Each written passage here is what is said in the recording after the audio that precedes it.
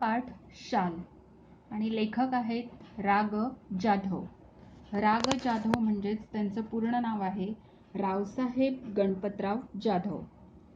कवी, समीक्षक, ललित लेखक, साहित्याची जाण आणि बहुआयामी समीक्षा वृत्ती यांतून त्यांची समीक्षा विकसित झाली. व्यापक वाङ्मयीन दृष्टिकोन आणि चिंतनात्मकता ही त्यांच्या समीक्षेची वैशिष्ट्ये आहेत. त्यांच्या समीक्षाविषयक लेखनाची 30हून अधिक पुस्तके आहेत. त्यांचे साहित्य आणि सामाजिक संदर्भ, आनंदाचा डोह, निळी पहाट, आधुनिक मराठी कवयित्रीची कविता, साठोत्तरी मराठी कविता व कवी, आगळीवेगळी नाटकं ही समीक्षात्मक पुस्तके, वियोग ब्रह्म, मावळतीच्या कविता हे कविता संग्रह इत्यादी लेखन प्रसिद्ध आहे. 1970 ते 1990 या काळात ते विश्वकोशाच्या संपादनात सहभागी होते. आता आपल्याला लेखकांविषयी थोडं अधिक आपण जाणून घेऊया. आता रावसाहेब गणपतराव जाधव हे मराठीतील साहित्य समीक्षक होते. वेगळ्या वाटेचे आणि स्वतंत्र प्रतिभेचे कवी, दलित साहित्याचे स्वागत करणारे ते पहिले समीक्षक होते.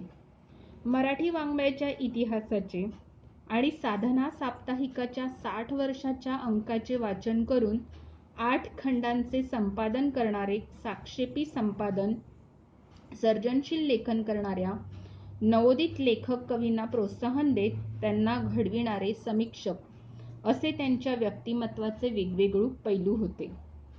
वडिलांच्या बदलीमुळे राग जाधव यांचे कुटुंब पुण्याला राहण्यास आले. पुणे विद्यापीठातून त्यांनी MA पदवी संपादन केल्यानंतर त्यांनी मुंबई येथील एल्फिस्टन कॉलेज, अमरावती येथील विदर्भ महाविद्यालय आणि औरंगाबाद येथील मिलिंद महाविद्यालय येथे 11 वर्ष मराठी विषयाचे अध्यापन केले. तर्कतीर्थ लक्ष्मणशास्त्री जोशी यांच्या नेतृत्वाखाली सुरू असलेल्या मराठी विश्वकोश या प्रकल्पामध्ये काम करण्यासाठी राग जाधव वाई इथे गेले. हे सातारा जिल्ह्यातील ठिकाण आहे वाई हे. 2 दशकांच्या कामामध्ये त्यांनी संपादनाची कौशल्य आत्मसात केली. मे. पु. रेगे यांच्या निधनानंतर 2000 ते 2002 या कालावधीसाठी ते विश्वकोशाचे मुख्य संपादक झाले.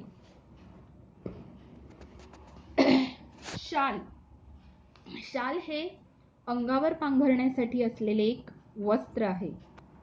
ते एक सन्मानचिन्हही आहे.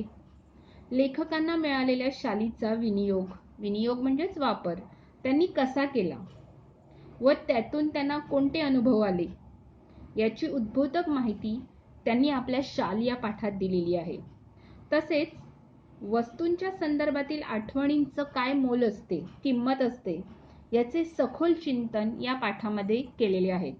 शालीभोवती असलेल्या लेखकाच्या आठवणी या पाठामधनं त्यांनी व्यक्त केलेले आहेत. आणि शाल हे या पाठाला त्यांनी दिलेले हे जे नाव आहे, तर शाल हे काय आहे, तर शाल हे प्रतिकात्मक आहे. शालीमुळे येणारा शालीनतेचा संदर्भ हा अंतर्मुख करणारा आहे. हे आपल्याला या पाठामध्ये जाणवतं. पाठातील औदार्याचे उदाहरण हे माणसाची संवेदनशीलता जपणारे आहे. वस्तूच्या संदर्भातील आठवणींचे मोल महत्त्वाचे असते. कोणत्याही निर्जीव वस्तूशी निगडीत असलेले संदर्भ मानवी भावना तरळ ठेवतात. वस्तूशी निगडीत कोणतीही आठवण असू दे अथवा प्रसंग असू दे, त्याचे मानवी संदर्भच सर्वार्थाने महत्त्वाचे ठरतात आणि तेच लेखकांनी या पाठात सांगितले आहे. सुरुवातीला आपण हा पाठ वाचून घेऊया. म्हणजे मी 2 भागांमध्ये हा पाठ वाचते. आधी पहिला एक भाग, एकदापासून ते गरीब श्रमिकांना इथपर्यंतचा हा मी पाठ वाचते. एकदा पु ल देशपांडे यांच्याकडे काही एक निमित्ताने गेलो होतो. काम झाल्यावर मी निघण्याच्या बेतात होतो. तेवढ्यात सुनीताबाईंनी मला थांबवले व विचारले, तुम्हाला शाल दिली तर चालेल काय? मी एका पायावर हो म्हटले. पु ल व सुनीताबाई यांनी मला शाल द्यावी हा मला मोठा गौरव वाटला. ती शाल मी माझ्या खोलीतल्या सुटकेसमध्ये ठेवून दिली. वापरली मात्र कधीच नाही. पुढे वाईला विश्वकोशांचा अध्यक्ष म्हणून मी गेलो. तिथे नदीकाठच्या प्राज्ञ पाठशाळेच्या खोलीत मी राहत असे. खोलीच्या दक्षिणेकडील खिडक्या कृष्णा नदीच्या चिंचोळ्या प्रवाहावर होत्या. थंडीच्या दिवसात एक बाई माझ्या खिडकीखालील घाटाच्या छोट्या तटावर तिचे छोटे मूल एका टोपलीत ठेवून मासे पकडण्याच्या उद्योगात होती. तिचे बाळ कडाक्याच्या थंडीने कुडकुडत रडत होते. पण आई तिकडे बघतही नव्हती. मला मात्र राहावले नाही. मी सुटकेसमधील पुलकित शाल काढली, 5-50 रुपयांच्या नोटा काढल्या व त्या बाईला हाक मारली. खिडकीतून ते सर्व खाली दिले आणि म्हटले, त्या बाळाला आधी शालीत गुंडाळ आणि मग मासे मारत बैस. या घटनेची ऊब पुलकित शालीच्या उपेपेक्षा अधिक होती. कविवर्य नारायण सुर्वे खूप सभा संमेलनं गाजवत. पुढे ते साहित्य संमेलनाचे अध्यक्षही झाले. परिणामतः त्यांच्या कार्यक्रमांना अहोरात्र भरतीच असे. प्रत्येक कार्यक्रमात सन्मानाची शाल व श्रीफळ त्यांना मिळत राही. एकदा ते मला म्हणाले, या शाली घेऊन घेऊन मी आता शालीन बनू लागलो आहे. त्यांच्या बोलण्यातील उपरोधिक खोच माझ्याच नव्हे तर कोणाच्याही सहजपणे लक्षात येणारी होती. शाल व शालीनता यांचा संबंध काय? खरे तर खरीखुरी शालीनता शालीविनाच शोभते. सुर्वे मुळातच शालीन. शालींच्या वर्षावाखाली त्यांची शालीनता कधी हरवली नाही, कधी क्षीणही झाली नाही. मी कविवर्यांना म्हटले, शालीमुळे शालीनता येत असेल तर मी कर्जबाजारी होईन, भिकेला लागेन, पण शेकडो शाली खरेदी करून सर्वांना एक एक शाल लगेचच नेऊन देईन. यावर तो शालीन कवी मनापासून हसला. शालीमुळे शालीनता येते की जाते? या प्रश्नाचे माझे उत्तर जाते असेच आहे. सन्मान करण्याच्या रूपाने आपण खरे तर एक शालीन जग गमावून बसण्याचा धोकाच मोठा आहे. मी 2004 साली मराठी साहित्य संमेलनाचा बिनविरोध अध्यक्ष झालो. तत्कालीन 1-2 वर्षात माझ्यावर शालींचा वर्षाव झाला. एवढ्या शाली जमत गेल्या की माझ्या 8x6च्या खोलीत त्यांना ठेवणेच शक्य नव्हते. मग मी सगळ्या शालींचे गाठोडे बांधून ते निकटवर्ती मित्राकडे ठेवले व त्या शाली वापरण्याचे वगैरे त्याला सर्वाधिकार दिले. बिचारा अतिप्रामाणिक. त्याच्याही छोट्या खोलीत त्याने ते सांभाळले.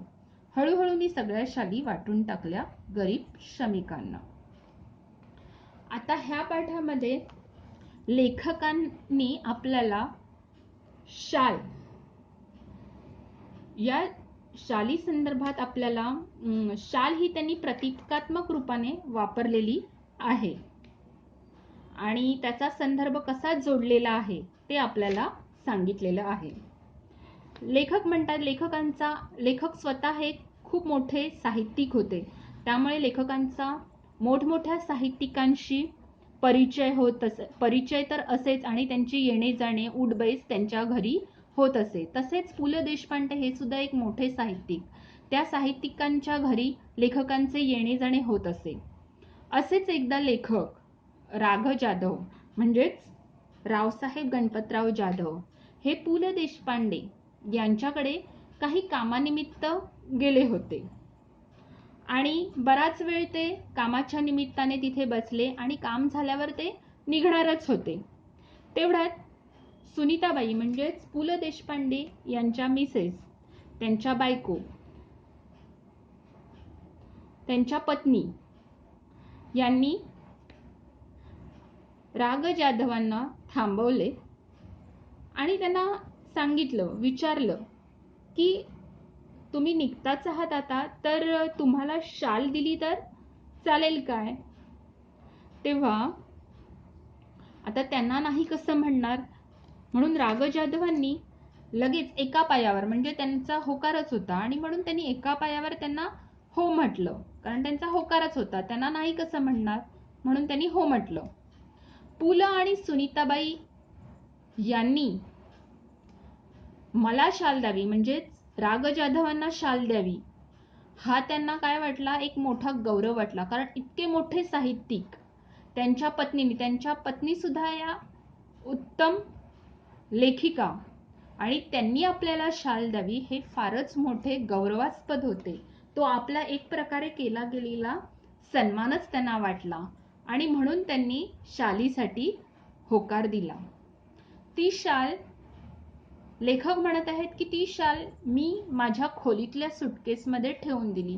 आता एका मोठ्या साहित्यिकांच्या पत्नीने दिलेली ती शाल होती, म्हणून त्यांनी ती आपल्या सुटकेसमध्ये जपून ठेवून दिली आणि ती वापरली मात्र कधीच नाही, कारण त्यांना असल्या गोष्टींचा काही कधी शौक किंवा रस असा नव्हताच. त्यामुळे एक ती वापरण्यासाठी दिलेली पण त्यांनी ती कधीच वापरली नाही, पण एक ती व्यवस्थितरित्या त्यांनी ठेवून दिली. पुढे वाईला विश्वकोशाचा अध्यक्ष म्हणून लेखक म्हणत आहेत की जेव्हा ते विश्वकोशाचा अध्यक्ष म्हणून गेले, वाई हे सातारा जिल्ह्यातील एक ठिकाण आहे आणि त्या ठिकाणी ते विश्वकोशाचा अध्यक्ष म्हणून नियुक्त झाले आणि त्यावेळेस ते तिथेच गेले. तर तिथे नदीकाठच्या प्राज्ञ पाठशाळेच्या खोलीत ते तिथे राहत असत. नदीकाठच्या प्राज्ञ पाठशाळेत म्हणजेच कृष्णा नदी, तिथे जी नदी होती तिचं नाव आहे कृष्णा नदी आणि या कृष्णा नदीच्या काठी वाई मुक्कामी असलेले हे जे ग्रंथालय आहे त्यालाच प्राज्ञ पाठशाळा असे म्हटलेले आहे. तीच प्राज्ञ पाठशाळा. मग या प्राज्ञ पाठशाळेच्या एका खोलीमध्ये ते त्यावेळेस तिथे राहत असत. मग त्या खोलीच्या दक्षिणेच्या बाजूला जी खिडकी होती त्या खिडक्या कृष्णा नदीच्या चिंचोळ्या प्रवाहावर होत्या आणि त्या खिडकीच्याच बाजूला कृष्णा नदीचा प्रवाह चिंचोळा म्हणजे एक अरुंद असा छोटासा प्रवाह तिथून वाहत होता आणि लेखकांना त्या खिडकीतनं बाहेरचं सगळं दिसत असे. त्याच वेळी थंडीचे दिवस होते आणि थंडीच्या दिवसामध्ये एक बाई बरोबर त्यांच्या खिडकीच्या खाली जो नदीचा जो घाट होता, घाट म्हणजेच काय तर नदी किनारी बांधलेला एक दगडी पायऱ्यांचा कट्टा, त्यालाच इथे घाट असं म्हटलेलं आहे. तर या घाटाच्या छोट्या तटावर ते थंडीचे दिवस होते आणि त्या दिवसांमध्ये ती बाई आपल्या छोट्या मुलाला एका टोपलीत ठेवून मस्तपैकी मजेमध्ये मासे पकडण्याच्या उद्योगात होती. ती मस्तपैकी मासे मारण्यात व्यस्त होती. तिचे बाळ मात्र कडाक्याच्या थंडीने कुडकुडत रडत होते. पण तिचं जे बाळ आहे ते बाळ, त्याला अतिशय थंडी वाजत होती आणि ते कडाक्याच्या थंडीने कुडकुडत रडत सुद्धा होते, पण त्या बाईचं तिथे जराही लक्ष नव्हतं. ती तिकडे बघत सुद्धा नव्हती. तर तिचा आपला एकच उद्योग चालू होता मासे मारण्याचा आणि लेखक हे सगळं आपल्या खिडकीतनं बघत होता. त्यावेळेस लेखकाला मात्र काही राहवले नाही. अशी एक बाई कशी असू शकते जी एक आई आहे आणि आपल्या मुलाला थंडीमध्ये कुडकुडत ठेवून स्वतः मात्र मस्तपणे मासे मारण्याच्या उद्योगात व्यस्त आहे. तेव्हा लेखकाला राहवलं नाही आणि लेखकाने काय केलं तर लेखकाने सुटकेस मधली त्यांची पुलकित शाल काढली. पुलकित शाल हा लेखकाने जो शब्द वापरलेला आहे नव्हे, शब्द असे न म्हणता पुलकित हे लेखकाने शालीला दिलेले इथे विशेषण आहे. तर पुलकित याचा अर्थ काय असू शकतो? पु ल देशपांडे यांनी दिलेली म्हणून ती पुलकित आणि ती अशी खास व्यक्तीने दिली म्हणून ती पुलकित. तर हा त्या विशेषणाचा अर्थ आहे. म्हणून शालीला पुलकित हे विशेषण त्यांनी लावलेलं आहे आणि ही त्यांनी खास ती शाल त्यांनी जपून ठेवली होती. वापरत तर नव्हते पण त्यांनी ती जपून ठेवली होती, कारण त्या एका मोठ्या साहित्यिकांनी ती शाल दिलेली होती.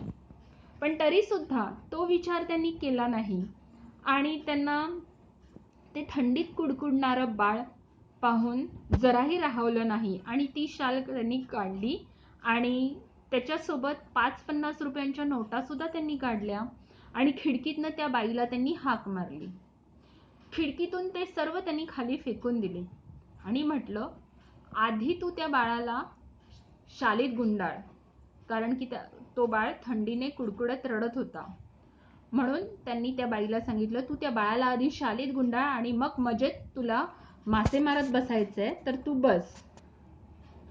मग लेखकांना यातून आपल्याला काय दाखवायचं आहे, तर लेखक म्हणत आहेत की या घटनेची जी ऊब आहे ती पुलकित शालीच्या उभेपेक्षा अधिक होती. या घटनेची ऊब पुलकित शालीच्या उभेपेक्षा अधिक होती. म्हणजेच काय, तर लेखकाला ती शाल जी आहे ती अतिशय महत्वाची होती, पण तरी सुद्धा इतकी पण महत्वाची ती वस्तू असू शकत नाही की जिचा दुसऱ्याला उपयोग होणार नाही आणि लेखक त्याला ती शाल देऊ शकणार नाही. इतकी सुद्धा ती त्यांना, आणि म्हणून त्यांनी काय केलं, त्यांना ती महत्वाची वाटत असलेली शाल त्यांनी काय केलं, त्या बाळाला त्यांनी त्या बाईकडे दिली. आणि म्हणून लेखकाने म्हटलं या घटनेची ऊब पुलकित शालीच्या उभेपेक्षा अधिक होती. आता ऊब म्हणजेच काय, तर उष्णता.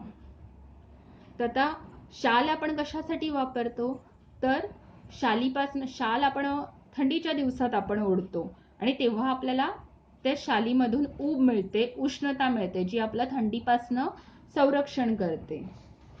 आणि ही ऊब त्या बाळाला मिळेल म्हणून लेखक ती शाल त्या बाळाला देतात. आणि म्हणूनच असं म्हटलंय की त्याला ती अधिक जास्त गरजेची होती आणि म्हणूनच या घटनेची ऊब जी आहे ती पुलकित शालीच्या उभेपेक्षा, कारण त्या बाळाला त्याची जास्त गरज होती. मग कविवर्य नारायण सुर्वे, आता लेखकांनी इथे कविवर्य नारायण सुर्वे यांचा संदर्भ दिलेला आहे. कविवर्य नारायण सुर्वे खूप सभा संमेलनं गाजवत. पुढे ते साहित्य संमेलनाचे अध्यक्षही झाले. परिणामतः त्यांच्या कार्यक्रमांना अहोरात्र भरतीच असे. आपल्याला माहिती आहे नारायण सुर्वे हे खूप मोठे साहित्यातील खूप सुप्रसिद्ध असे कवी आणि त्यांनी खूप सभा संमेलनही गाजवलेली होती आणि पुढे ते साहित्य संमेलनाचे त्याकाळी अध्यक्षही झाले. आणि त्यामुळे अध्यक्ष असल्यामुळे त्यांना ठिकठिकाणी त्यांचा सत्कार समारंभ हा होत असे. आणि सत्कार समारंभ झाला की शाल आणि श्रीफळ म्हणजेच नारळ देऊन त्यांचा सन्मान करण्यात येई आणि त्यामुळे प्रत्येक कार्यक्रमात त्यांना सन्मानाची शाल मिळत असे. एकदा लेखक म्हणतात कविवर्य नारायण सुर्वे त्यांना काय म्हणाले की या शाली घेऊन घेऊन मी आता शालीन बनू लागलो आहे. प्रत्येक वेळेला समारंभामध्ये त्यांना ज्या शाली मिळत होत्या त्या शाली घेऊन घेऊन भरपूर प्रमाणात त्यांच्याकडे शाली ह्या जमा झाल्या होत्या आणि या शाली घेऊन घेऊन मी आता शालीन बनू लागलो आहे असे ते उपरोधिकपणाने ते बोलले. जसा एखादा माणूस टोमणा मारतो त्याप्रमाणेच ही एक उपरोधिक खोच आहे. शाली घेऊन घेऊन शालीन बनू लागलो आहे म्हणजेच काय, तर शालीन याचा अर्थ इथे आहे सात्विक वृत्तीचा, सालस किंवा संस्कारी. तसं म्हणायला गेले तर कविवर्य नारायण सुर्वे हे एक मोठे साहित्यिक, ते पहिल्यापासूनच सात्विक वृत्तीचे आहेत, संस्कारी आहेत. की याचा अर्थ असा होत नाही की त्यांनी शाल घेतली म्हणून ते संस्कारी झाले किंवा सात्विक वृत्तीचे झाले, पण त्यांना उपरोधिक सुरात बोलायचे होते म्हणून ते काय म्हणाले की शाली घेऊन घेऊन मी आता शालीन बनू लागलो आहे. आणि ही त्यांच्या बोलण्यातील उपरोधिक खोच लेखक म्हणतात माझ्याच नव्हे तर कुणाच्याही सहज ही लक्षात येणारी आहे. शाल आणि कारण का शाल आणि शालीनता यांचा संबंध काय, शाल कशासाठी असते तर शाल ही थंडीपासून संरक्षण होण्यासाठी ओढण्यासाठी असते. तर शालीनता म्हणजे काय, तर शालीनता म्हणजे सात्विक वृत्ती, सालस किंवा संस्कारीपणा हा शालीनतेचा अर्थ आहे. पण कुठेही जवळपास सुद्धा शाल आणि शालीनता यांचा संबंध येत नाही. तरी सुद्धा नारायण सुर्वे आपल्याला असे म्हणाले की शाली घेऊन घेऊन मी आता शालीन बनू लागलो आहे, पण खरा तर त्याचा काहीही संबंध नाही. पण लेखक म्हणत आहेत, राग जाधव काय म्हणतात आहेत आपल्याला, की खरे तर खरीखुरी शालीनता, जी संस्कारीपणा आहे, जो संस्कारीपणा आहे तो शालीविनाच शोभतो. म्हणजे एखादा जर संस्कारी माणूस असेल तर त्याला शाल वगैरे देऊन त्यांचा सत्कारच करायला पाहिजे असा नाही, तर शालीन किंवा संस्कारी जो माणूस आहे तो पहिल्यापासूनच असतो. आणि सुर्वे हे देखील मुळातच शालीन आहेत. शालीनच्या वर्षावाखाली त्यांची शालीनता त्यांनी कधीच हरवली नाही, कधी क्षीणही झाली नाही.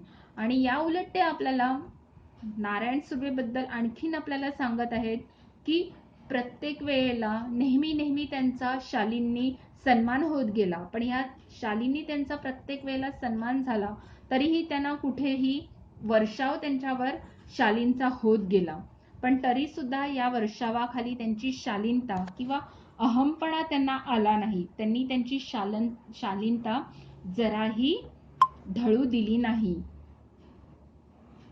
किंवा कधी हरवून दिली नाही, आणि कधीही त्यांची शालीनता क्षीणही झाली नाही किंवा कमजोरही, क्षीण म्हणजेच काय, कमजोर झाली नाही, कारण ते मुळातच तसे संस्कारी होते आणि शालीन होते. कारण माणसाला कितीही शाल दिली, आपण संस्कारी माणसाला शाल वगैरे देतो, पण शालीनता ही मुळात त्या माणसामध्ये असावी लागते, आणि अर्थातच ती नारायण सुर्वेमध्ये मुळातच होती. हा नारायण सुर्वेबद्दलचा आपल्याला, नारायण सुर्वेबद्दल त्यांनी आपल्याला सांगितलेलं आहे. आणि तेव्हा लेखक म्हणतात, मी कविवर्यांना म्हटलं, अशी जर शालीमुळे शालीनता येत असेल तर असे भारतामधले किंवा महाराष्ट्रामधले अनेक असे लोक आहेत ज्यांच्यासाठी मी काय करेन तर खूप साऱ्या शाली विकत घेईन, आणि त्या शाली विकत घेण्यासाठी मी काय करीन, मी स्वतः कर्जबाजारी होईन, भिकेला लागेल, पण शेकडो शाली खरेदी करून मी सर्वांना एक एक शाल मी लगेच नेऊन देईन, जेणेकरून प्रत्येक माणूस हा शालीन होईल या अर्थाने.